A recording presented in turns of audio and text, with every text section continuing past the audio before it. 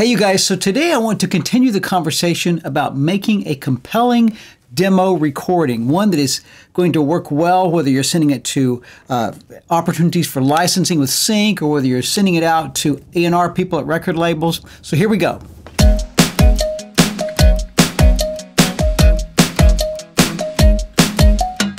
For songwriters, artists, and producers, there are a lot of great opportunities out there for you to pitch your music. And I've talked about some of those in the past, things like Song Trader, Music X-Ray, Taxi, but there's also just pitching your music directly to record labels, to licensing opportunities. And today I want to talk about some of my experiences as I've worked directly with labels. Some of the things that they ask for when they're looking for songs for artists. I want to show some pitch sheets today so you'll see some of the actual requests that labels are making for artists. And I want to talk about how sometimes record label A&R can actually give out very misleading information to songwriters and producers about an artist that they're developing, a record they're making. They can actually provide notes that turn out to in no way reflect what the album actually ends up being like. All right, so the first thing I want to do is show you a pitch sheet here. Okay, so I want to let me turn this off. I'm getting a call from Gina Schock. I'm going to ignore it because you guys are more important. All right, so what we're looking at here is a Universal Music casting list. This is an old one.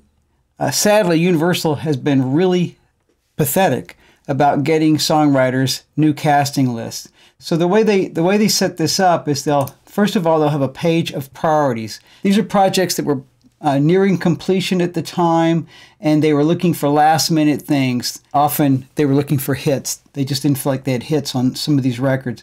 You'll see everything from Rihanna, Maroon 5, Josh Groban, Flo Rida, DJ Snake. This covers the full gamut of all the record labels out there, everything that's kind of urgent needs right now.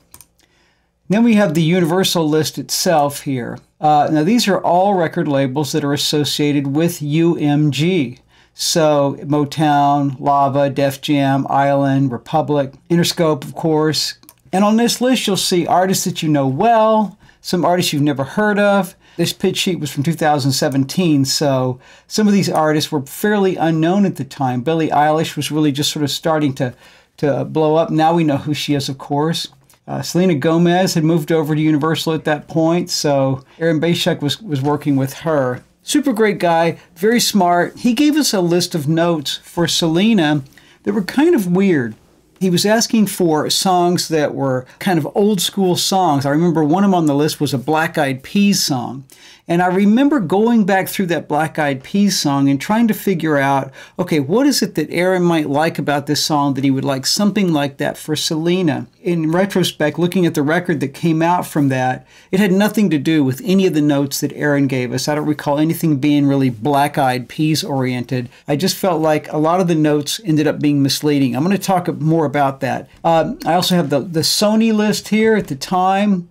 Sony represents Columbia, Epic, of course, RCA, Martin Garrix, Kesha, Daniel Sky. I remember meeting with the A&R over there for Daniel Sky. Young guy, very talented. They seemed to have a lot of energy around him at the time, but 2 years later, I don't know that there's much to talk about with him. So it just shows how so many artists go through these labels that are never heard of, they never really make anything of. And yet, I say that, Daniel Sky may blow up. Maybe this is his year to shine. I see up here at the top, we have Beyonce, Celine Dion, Chainsmokers. So let me just take a minute and talk about what's happening with the pitch sheet. If your publisher is doing what they're supposed to be doing, they have somebody, an assistant to probably one of the creative staff. Every month, they call the A&R people or they call the assistants to A&R people. They find out what are the priority projects, who are you working on, who do you need songs for, and they find out as much as they can about what the project should sound like. You know, what are they looking for as songs? What are they looking for as genre? You'll notice that with Beyonce up here at the top, all they want is hit songs. Well, surprise there, right? But with Celine Dion, you get a little more information here. New English studio album looking for pop songs with any lyrics of life going on in a triumphant and positive manner. Okay, so that's interesting. So you know she's not looking for songs about dirty sex. She's not looking for something that maybe has a negative quality. She's looking for something positive. Chainsmokers, looking for great songs. Really, some of those notes like that are kind of worthless, right? But once in a while, you will see an established artist on a list like this, and they're shifting directions. Maybe an artist that has been more pop is now trying to lean more toward their Latin roots. Well, that's a big deal. You need to know that going into the writing process. I see quite a few notes on this artist. Now, I don't know much about Starley. I do know Chris Anacuti, and he's a cool guy. He's the guy that signed Katy Perry. It says, looking for instrumentals or simple ideas, vibes, which Starley describes as cool ideas that don't go overboard with production. Just 8 bars of something I can loop and write a song over. There's no real direction, so tracks or vibes that producers love are fine to send. All I can take from that is that this artist wants to write the top line themselves. They're looking for tracks only, and they're not giving me any information about what this artist is about, what their sound is about. So if I wanted to write for that artist, I would need to go online, go on YouTube, go wherever I could, and start seeing if I could find something that was fairly recent with them so I could get a vibe for them. Actually, here's the one I was talking about. Becky G, looking for Latin-influenced songs with English lyrics. Reference, Nina Sky, Move Your Body. Okay, so this is both perfect and potentially misleading. And let me explain to you what I meant before when I talk about the potential for A&R people misleading a songwriter. So Becky G at the time, she had a really big pop hit, but when she sort of returns back and starts making a new record, she wanted to shift into this more Latin sound. Now, I'm going to be honest, I'd have to go back and reference that Nina Sky song. I don't know what it sounds like. But I can tell you that references like that can either be fantastic or they can be totally misleading. What will happen sometimes with an A&R person is they may sit down with an artist. They're at the beginning of an album, and they'll kind of start picking the artist's brain. They'll think, well, okay, what is it that you're into? What are you loving? What kind of record would you like to make? You know, maybe an artist has been listening to some old school soul, you know, and they're going, oh, I just love that great old school soul. And so the A&R person is making some notes, and this is an example that actually comes from my background. Several years ago, when Demi Lovato was still signed to Hollywood, we were told that she was going to make a record that was old school soul. Otis Redding, Carla Thomas, Isaac Hayes, all that great stuff. And that was confusing. Here we had a very pop-driven market, and now all of a sudden they're saying that Demi Lovato wants to be old school soul. So I remember going to work here trying to create something that touched on the old school soul but still had potential for radio. And, you know, fast forward 6 or 8 months, the record comes out, and there wasn't one single song on her record that had anything to do with East Memphis soul. One of the things I've learned to do, when I get song pitches, whether they're very detailed or whether they're very general and ambiguous, is I just start by studying the artist a little bit and trying to figure out, what do I want to hear this artist sound like in relation to the market? Because if you find yourself going down some path that is 10 to 15 years in the past, you are probably going to create something that the record label is not going to like. All right, so lastly today, I just want to talk about an example of a song that we put together a few years back. It was for a kind of a boy band act that they were signing over at Hollywood. They were making a TV show around these guys. They wanted something that kind of was, let's say, pop rockish.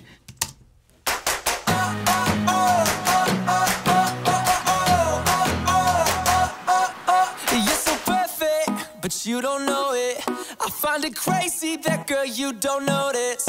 I like you wearing my favorite t-shirt. When your socks, they don't match, yeah, it's so sweet. No need, baby, to cover up. I see what's underneath.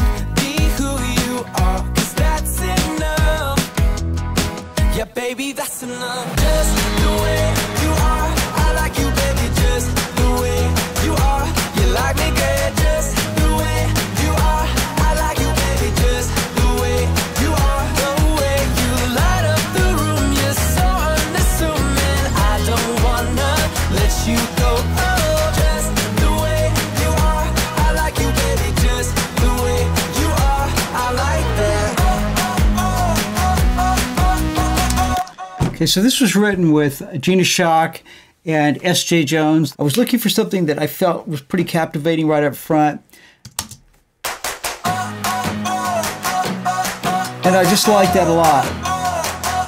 I actually liked it more when we originally demoed it with SJ's vocal. It was something really captivating with it in her range, but it was still cool in a male range, but I liked it better with SJ. Nevertheless, it worked well. The A&R guy loved the song. Some of the elements I think I could point out that I really think are important when you're doing a demo. As I always talk about, I tried to keep the first verse very simple, focused on the melody, lyric. You're so perfect, but you don't know it.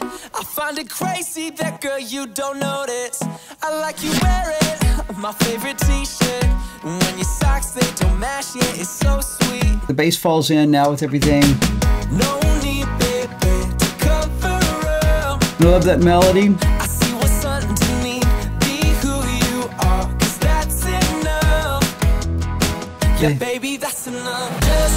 Those kind of things, even just like that. When a chorus hits, one of the things that you can do to really help make it captivating is drop everything out and allow some line that either cruises into the chorus or is a part of the chorus itself that leans in. Before that downbeat, it leans into that chorus. That's why I say one. Those things just really tend to grab people in a big way.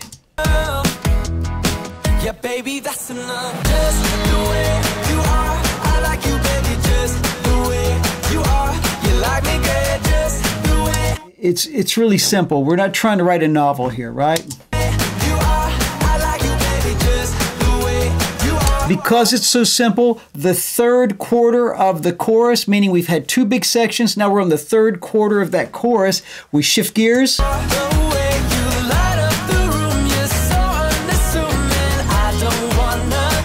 And back to.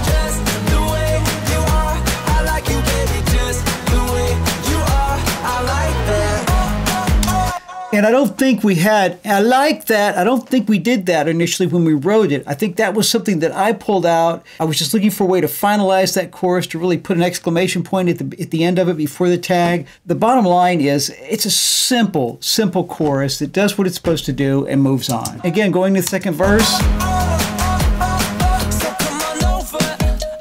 Again, pretty simple, fairly percussive.